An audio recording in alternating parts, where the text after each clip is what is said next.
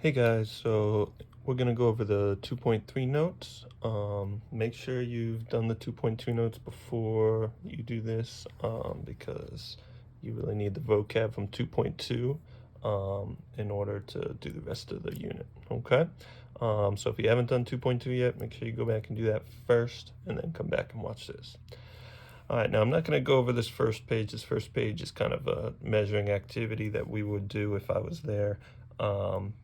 So we're going to skip the first page and just get straight into the rules and how to solve them. Now, I'm also going to be skipping all of these. These are proofs that we're going to introduce in this unit. A proof is just how we show something is true in math. Okay, so it's a big part of geometry, but we're going to wait and come back and do these next week when I'm back. So for now, I'm just going to go over the different rules.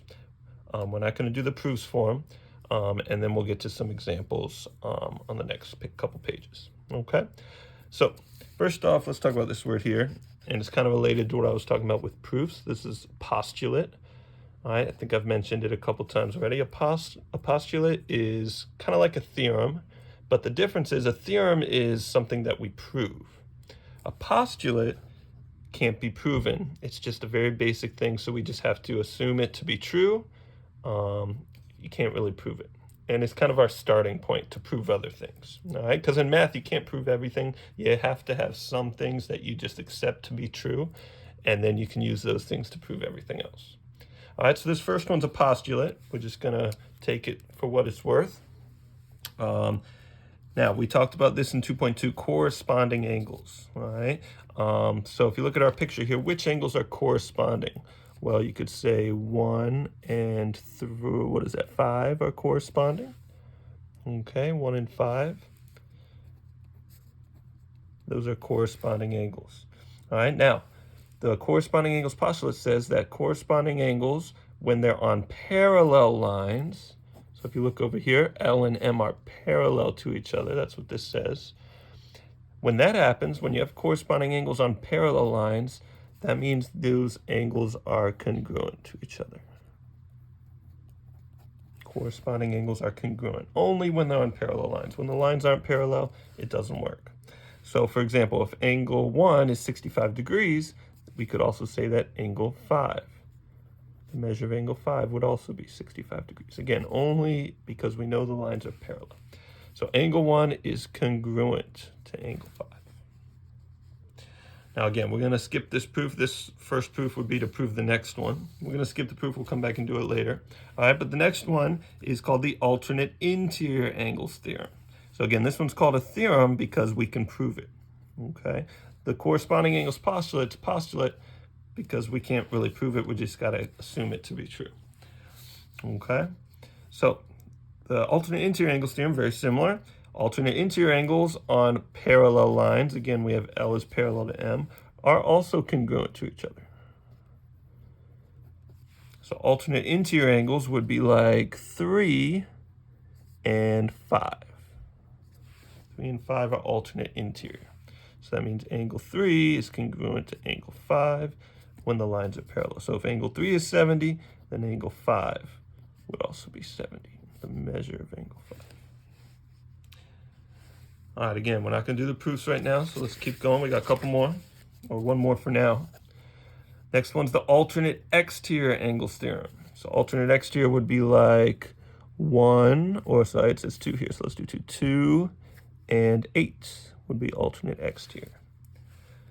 So angle 2 and angle 8. Alternate exterior angles on parallel lines are also congruent. They're also equal. Okay, so angle 2 is congruent to angle 8. And if angle 2 is 140 degrees, then the measure of angle 8 would also be 140 degrees. All right, so these are the first 3 theorems, okay? Corresponding angles, well, that's a postulate. They're congruent when the lines are parallel. Alternate interior angles are congruent when the lines are parallel. And alternate exterior angles are congruent when the lines are parallel.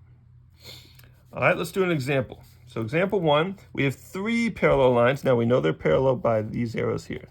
Those arrows mean parallel. Okay.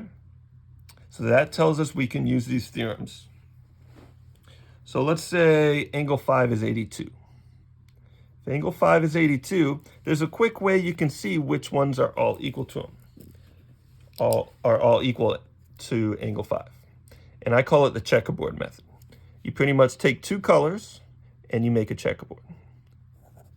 So angle 5. Now we can go vertical to angle 5. We know vertical because verticals are congruent, right? So 5 and 8 are congruent. And because 5 is corresponding to 6, 6 would also be congruent. And 9 is corresponding to 8, and it's vertical to 6. And then over here, 4 is corresponding to 5, and 7 is corresponding to 8. So all of these ones I circled in green are going to be congruent to angle 5. So if angle 5 is 82, all of these are 82.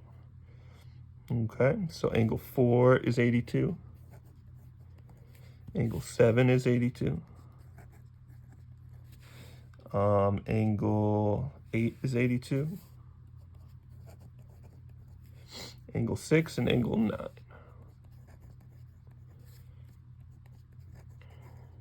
All those are 82 degrees.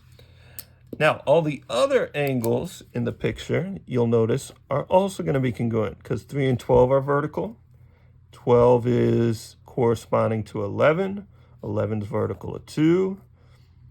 11 is corresponding to 10, and 1's vertical to 10. So all of these other ones, these dark green ones, are going to be congruent as well. Now, how do we figure out what they are? Because they don't give us anything besides the 82. Well, hopefully you noticed that angle 5 and let's say angle 11 are a linear pair together. And if you remember from last unit, linear pairs are supplementary. Okay, so 5 and 11 have to be supplementary. In fact, all the light greens and yellow green and dark greens are always supplementary. They always have to add 180 when the lines are parallel. Okay, so that means all I have to do is do 180 minus 82, and that'll tell me what all the dark greens are, and that's 98. So these are all 98. And again, I call this the checkerboard method. When I say that, all I mean is using two colors to make this pattern to see which ones are equal. And you don't always have to do it. All right, sometimes you'll be able to just visualize it. But we'll get to some pretty complicated examples with lots of lines, so I think it's best to do it sometimes. All right, now look at these questions. Name the pairs of consecutive interior angles and their measures. So consecutive interior, remember, means they're on the same side of the transversal, all right, and on the inside of the parallel lines. So for example, 5 and 10 are consecutive interior. Now 5 and 10, 5 was 82, 10 was 98. So 5 is 82 and 10 is 98. Well, what do you notice about them? If you add them, what do you get? They add to equal 180.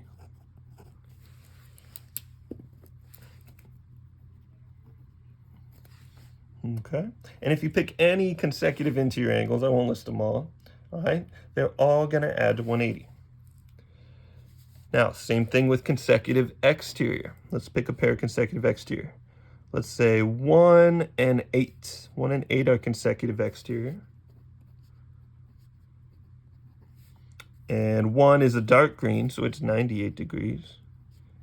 And 8 is a light green, so it's 82 degrees. So when you add those, you also get 180.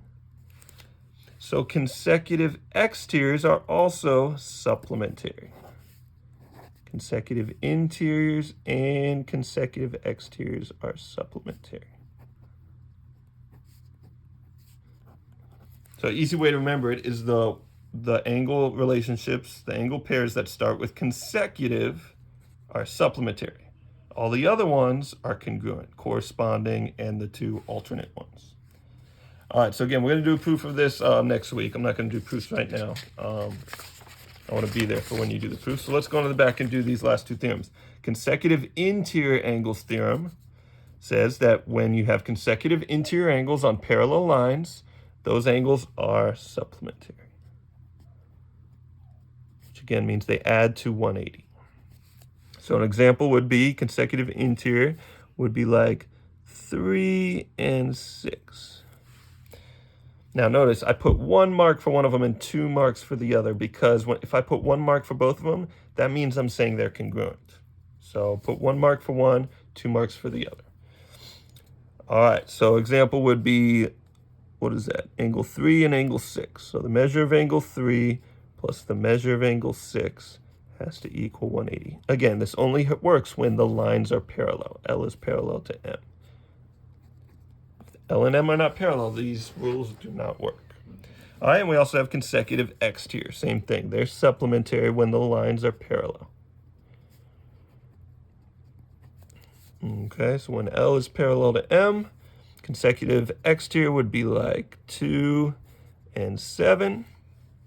So the measure of angle 2 plus the measure of angle 7 would have to equal 180.